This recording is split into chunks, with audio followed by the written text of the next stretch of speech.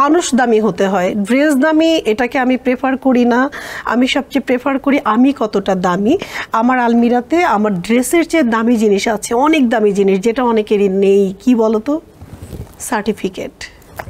হ্যাঁ, যেগুলোর ওজন মানে এত ওয়েট, এগুলোর ওয়েট মাপতে গিয়ে না আমি ড্রেসের দাম ভুলে যাই। Actually I have no idea আমার কত টাকা দামের ড্রেস আছে, আমি কখনো কাউন্টই করিনি। পোশাকের ক্ষেত্রে কোনটা বেশি পছন্দ করেন, যে ব্র্যান্ডেরই হতে হবে নাকি নন ব্র্যান্ড? ঠিক আছে, না, আমি একেবারে সিম্পল থেকে শুরু করে খুব এক্সপেন্সিভ, তুমি বারবারি বলো, গুচি বলো, লুই ভিটন বলো, এভরি ব্র্যান্ড, টমি হিলফিগার, আমার এভরি ব্র্যান্ডের ড্রেস আপ আমার কাছে কালেকশনে আছে। কিন্তু আবার 100 টাকা দামের একটা টি শার্টও আমি ভ্যান থেকে নিয়ে রাতে পরে ঘুমাই, শুটিং স্পটে চলে যাই। আমার অনেক ইন্টারভিউ বা অনেক জায়গায় দেখবে যে ভ্যানের কিছু টি শার্ট বিক্রি করে না এরিয়ার মধ্যে, গলিতে গলিতে, ওগুলো আমি ইউজ করি।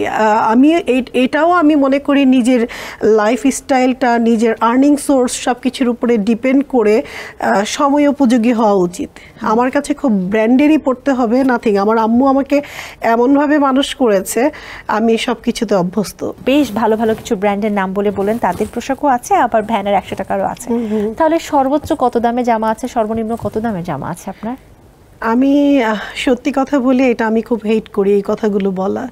এই ড্রেসের দাম কত, এটা কত, তোমরা না এইগুলো জিজ্ঞেস করো, আমরা উত্তর দিই, উত্তরগুলো লাগানো হয়।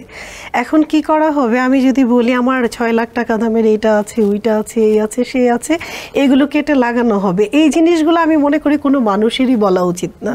কারণ আমি একটা ড্রেস কিনছি, সেটা 1 লাখের উপরে, আরেকটা মানুষ 1000 টাকার খাবার কিনে খেতে কষ্ট হচ্ছে।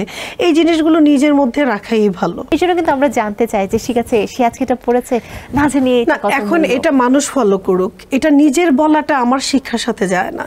এটা আমার ওয়ার্ডরোবে এত টাকার ড্রেস আছে, আমার ঘড়িটার এত দাম, আমার কি বলে অর্নামেন্টস এত দাম, real diamond, real stone, I don't like this. আমি এটা একদম পছন্দ করি না। রিয়েল স্টোন না, মানে রিয়েল, ওটা যদি রিয়েলি ডায়মন্ড নাও হয়, চকচক করলেই তো হলো, আমাকে পরে ভালো লাগলেই। তবে আমি তোমাকে এটা বলতে পারি, যেটা অনেকের অনেক দামি দামি অনেক কিছু আছে, আমার বাসায় আলমিরাগুলোতে 100 টাকা 50 টাকা দামের অনেক সুন্দর সুন্দর কালেকশন আছে। এটাই তো আপনার সব থেকে বড় দামি জিনিস। দামি মানে কিন্তু সবসময় প্রাইসের দিক থেকে দামি হয় না। যেমন আপনার বাবা যদি আপনাকে একটা ছোট্ট 10 টাকার একটা চকলেট দেয়, সেটা কিন্তু আপনার কাছে খুব দামি। যে হ্যাঁ, আমার কাছে আমি এটা খুব প্রাউড ফিল করি যে এটা পরার পরেও আমাকে সুন্দর লাগছে। আমি নিজে তো দামি না, হ্যাঁ, মানুষ দামি হতে হয়, ড্রেস দামি এটাকে আমি প্রেফার করি না। আমি সবচেয়ে প্রেফার করি আমি কতটা দামি। আমার আলমিরাতে আমার ড্রেসের চেয়ে দামি জিনিস আছে, অনেক দামি জিনিস, যেটা অনেকেরই নেই। কি বলতো? সার্টিফিকেট। হ্যাঁ, যেগুলোর ওজন মানে এত ওয়েট, এগুলোর ওয়েট মাপতে গিয়ে না আমি ড্রেসের দাম ভুলে যাই। Actually I have no idea আমার কত টাকা দামের ড্রেস আছে, আমি কখনো কাউন্টই করিনি। সিচুয়েশন ডিমান্ড করেছে, অনেক সময় কিনে ফেলেছি হুটহাট করে, যে যখন যেটা ভালো লেগেছে আমি কিনেছি, পড়েছি। হ্যাঁ, যেতে হবে, বাধ্যতামূলক করেছি।